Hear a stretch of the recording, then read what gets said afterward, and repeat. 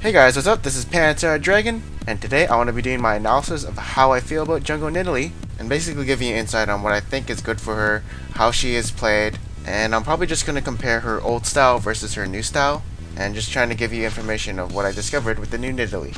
So let's go ahead and let's get started. Alright, so first off, what makes Nidalee like a decent jungler right now? Well, now that Nidalee has access to her Cougar form, she now has more damage for clearing camps in the jungle, and has access to 6 skills by level 3. And you know what characteristics make a really good jungler? 6 skills! And who are the top 2 right now? Elise and Lee Sin. Obviously I'm joking about Nidalee being like a top tier jungler, but you guys get my point. Alright, so now I want to be talking about her clears.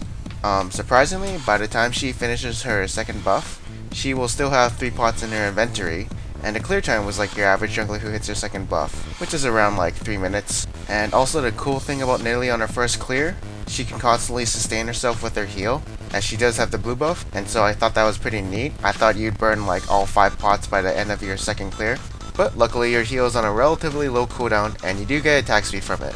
And obviously, like any other jungler who builds damage, once she gets her Spectral Wraith, her clears become pretty fast and decent, since your Spear and Cougar form can burst out the big minion, and then the little minions just die to AoE. Alright, so next off I want to be talking about how does she fare well against 1v1s and dueling. So what I understand is that you have to poke out the enemy in human form, and once they have lower hit point than you can all in them in Cougar form, and generally you don't want to all in Cougar form early, just because her Cougar form is more bursty. All her cooldowns are on a 5-second. Most junglers are like 80 in melee, so if they go in a melee fight with you, you'll probably lose. And also another thing to note about Nidalee is that once you've done your burst combo in Cougar form, you should immediately switch to your human form, just because the cooldowns are pretty long and your human form Q and maybe some other skills will be up. And also she doesn't get any more movement speed in Cougar form, and if you did hit someone with a spear or a trap, you'll still have the movement speed in human form as well. With all these characteristics being said about Nidalee, she is one of those junglers you can go into the enemy jungle and kill them if she has an advantage. Compared with the old Nidalee, this new Nidalee has a lot of kill potential, which gives her that characteristic of kind of being an assassin.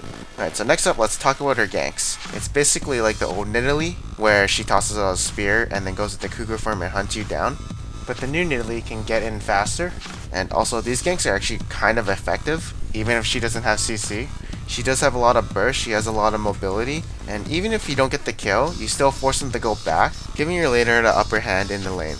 And so I do feel like her ganks are pretty strong. And the ganks obviously feel like as if she was the old Nidalee, but you know, now she can do it pre-6. Alright, so the way I play Nidalee is, first off I like poke a bit, so usually I just kind of stay around and keep throwing my spears, and once I feel like I can get a kill with my Cougar form, that's when I can kind of go in. Although in most 5v5 situations, it's really hard to go in Cougar form, since if you just jump into the enemy team, you'll probably be the highest priority on the enemy's target to kill, and so it's usually really dangerous to go into Cougar form unless you can get a kill and somehow get out. Unless of course you're just cleaning up the team in Cougar form. Alright, so next up I kinda want to be talking about split pushing. So the way I see it is she can lay down a lot of traps now, and they only last for 2 minutes instead of 4 minutes, so that's why they increase the amount of traps you can put down. And also since her pounce is on a lower cooldown, she's actually more easier to catch up to, since now they increase the cooldown to like 5 seconds. But the thing is, when like say 1v1ing your opponent, she definitely has more kill potential, because if you land a spear, you can go into Cougar form and like kill your opponent, instead of the enemy just recalling and going back to base. Alright, so now I want to be comparing the old Nidalee's early, mid, and late game to the new Nidalee. I feel like the spear does do the same amount of damage it did before early and mid game, but obviously since the AP scaling did go down, it's a bit weaker late game. So her late game got kind of nerfed, but I feel like her early and mid game has improved a lot, since she does have access to Cougar form pre-6, and Nidalee has a lot more kill potential into the enemies.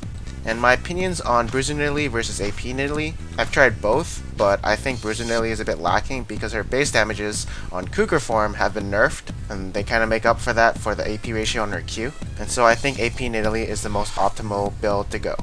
So that's basically the end of my video. I hope you guys enjoyed it. Thank you for watching my video. Hope you guys learned a few things. Please like, subscribe, and comment below. Check out my Kha'Zix analysis and Skarner analysis in the description below, or just click the 2 annotations that I'll add in later. Anyways, thank you for watching, and I will see you guys next time.